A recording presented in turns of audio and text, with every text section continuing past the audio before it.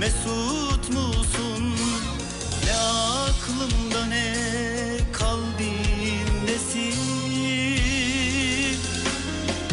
Esir etmem sana kendimi, bitirdim sana olan sevgimi.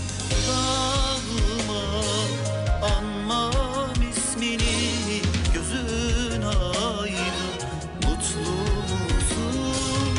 Esir etmem sana kendimi, bitirdim sana olan sevgimi.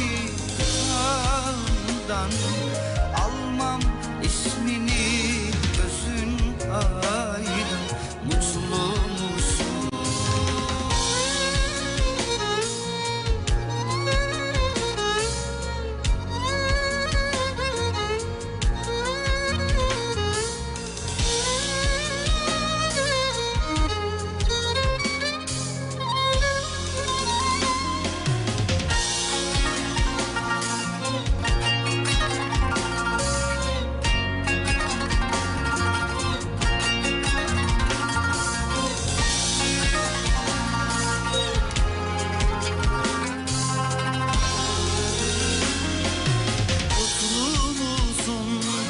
Mutlu musun?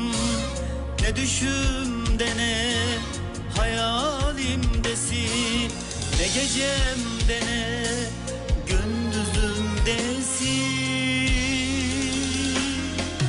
Esir etmem sana kendimi, bitirdim sana olan sevgimi.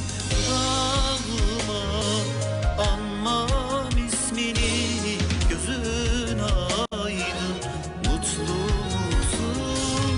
Esir etmem sana kendimi, bitirdim sana olan sevgimi.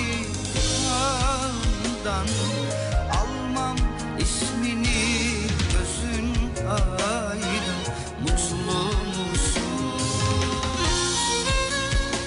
Gidişin değildir beni kahreden.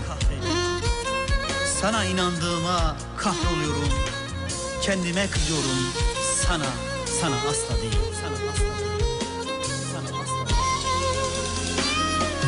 Esir etmem sana kendimi, bitirdim sana olan sevgimi.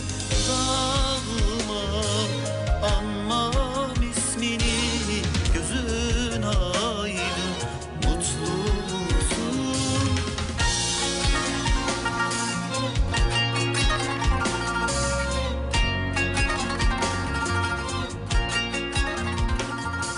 Ağzına sağlık. Vallahi harika. Teşekkür ediyorum. Harika. Evet, biz böyle bir